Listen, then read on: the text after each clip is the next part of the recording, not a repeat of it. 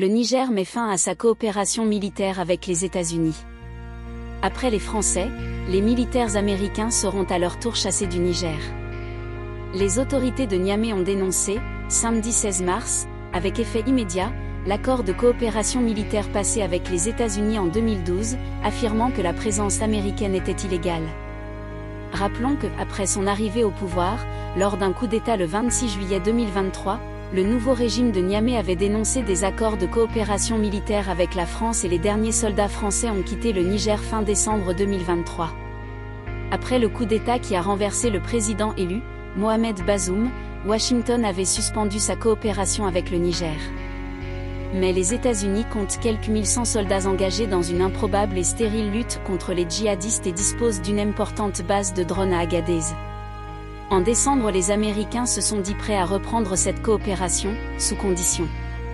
Samedi soir, le colonel Amadou Abdraman, porte-parole du gouvernement nigérien, a indiqué que le Niger, je cite le colonel Abderrahmane Amadou, prenant en compte les aspirations et les intérêts de son peuple, les autorités nigériennes ont décidé en toute responsabilité de dénoncer avec effet immédiat l'accord relatif au statut du personnel militaire des États-Unis et des employés civils du département américain de la Défense sur le territoire du Niger.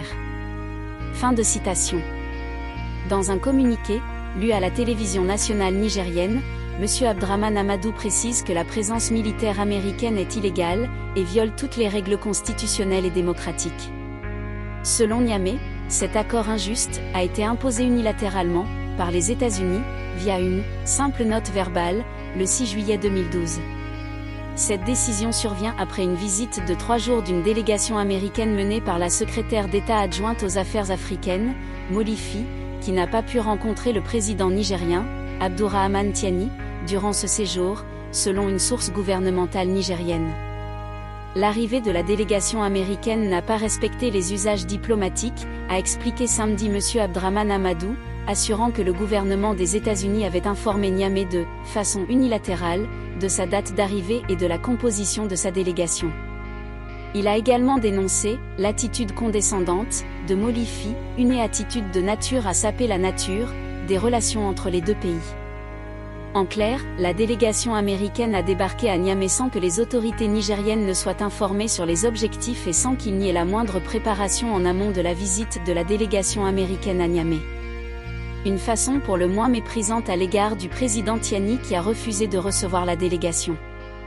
Après cette douche froide, le porte-parole du département d'État américain, Matthew Miller, a fait savoir sur X que Washington avait pris connaissance du communiqué du régime de Niamey et qu'il faisait suite à des « discussions franches » sur nos préoccupations et les États-Unis fourniront de nouvelles informations, si nécessaire.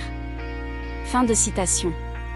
Monsieur Miller devait réfléchir avant et donner les informations nécessaires en amont de la visite de la délégation.